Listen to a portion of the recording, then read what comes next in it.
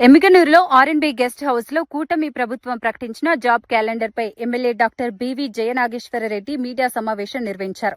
ఉగాది శుభాకాంక్షలు తెలియజేసిన ఆయన యువతకు 20 లక్షల ఉద్యోగాలే కల్పనే లక్ష్యంగా ప్రభుత్వం పనిచేస్తోందని చెప్పారు. ఇప్పటికే 20 నెలల్లో 6,28,000కు పైగా ఉద్యోగాలు కల్పించినట్లు తెలిపారు. ఇచ్చిన హామీలు ఇచ్చిన మాట నిలబెట్టుకుంటూ ఈ రోజు ఉగాది కానుకగా మా యువనేత యువగల రథసారథి నారా లోకేష్ బాబు గారు ఏదైతే ఉద్యోగ కల్పన చేస్తామని చెప్పిన మాటని తూచా తప్పకుండా జాబ్ క్యాలెండర్ ఇస్తామని చెప్పి ఆ జాబ్ క్యాలెండర్ ని తూచా తప్పకుండా పాటిస్తూ ఉగాది కానుకగా మళ్ళీ ఈరోజు 2వ జాబ్ క్యాలెండర్ ని విడుదల చేసినందుకు మా యువనేత నారా లోకేష్ బాబు గారికి, కూటమి ప్రభుత్వానికి, ముఖ్యమంత్రి వర్యులు నారా చంద్రబాబు నాయుడు గారికి, డిప్యూటీ సీఎం పవన్ కళ్యాణ్ గారికి, ఎన్డీఏ గవర్నమెంట్ నరేంద్ర మోడీ గారి నాయకత్వం ఉన్నటువంటి యొక్క ప్రభుత్వం ప్రధానమంత్రిగా వారికి ప్రత్యేకంగా మా ఎమ్మిగనూరు నియోజకవర్గం నుంచి మేమందరం కూడా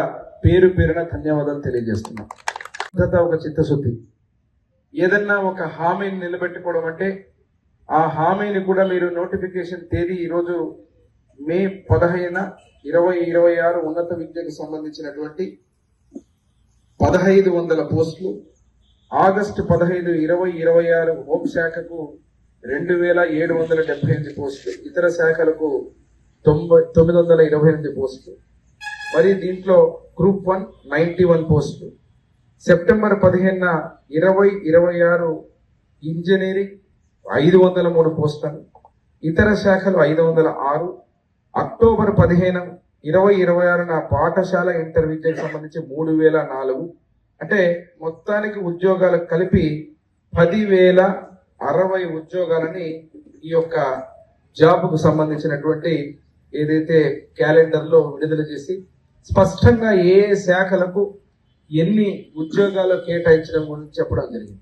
మరి ఈరోజు చూస్తే ఈరోజు ఉగాదికి కానుకగా ప్రభుత్వ జాబ్ క్యాలెండర్ లో ఒకసారి మీకు మళ్ళీ గుర్తు చేస్తే యువతకు, రాష్ట్ర భవితకైనటువంటి యువతకు ఇచ్చినటువంటి మాటల్లో 20 లక్షల ఉద్యోగాల కల్పన అనేదే కూటమి ప్రభుత్వం తీసుకున్నటువంటి మాట. మరి ఈ దినానికి ఇప్పటికే చూస్తే మీరు దాదాపు 20 నెలల్లో 6,28,347 ఉద్యోగాలను యువతకు అందించడం జరిగింది. ఇది గత శాసనసభలో కూడా మీరు చూశారు. స్పష్టంగా ముఖ్యమంత్రి గారు స్క్రీన్ మీద వేసి ఏ శాఖలు, ప్రైవేట్ రంగము, ప్రభుత్వ రంగము రెండూ కలిపి ఎన్ని ఉద్యోగాలు ఎంతమంది కల్పన చేశామని చెప్పి స్పష్టంగా నెంబర్లతో పాటు శాసనసభ సాక్షిగా చెప్పడం జరిగింది. మరి అదే కాకుండా ఈరోజు చూస్తే దాదాపు 23 లక్షల కోట్ల పెట్టుబడితో 25 లక్షల ఉద్యోగ అవకాశాలు సృష్టించే కంపెనీలతో కూటమి ప్రభుత్వం ఒప్పందం చేసుకోవడం కూడా జరిగిందని మీకు పత్రికా ముఖంగా తెలియజేయడం జరుగుతోంది. ఈ యొక్క ఉగాది సందర్భంగా ప్రత్యేకంగా ఏదైతే ఉన్నటువంటి విద్య, పోలీస్ శాఖలకు పెద్ద పీట వేయడం జరిగింది. ఈరోజు భద్రత, అదే రకంగా మనకు పునాది అయినటువంటి విద్య ఏదైతే ఉందో దానికి సంబంధించినటువంటి దానికి ఉద్యోగాల కల్పన.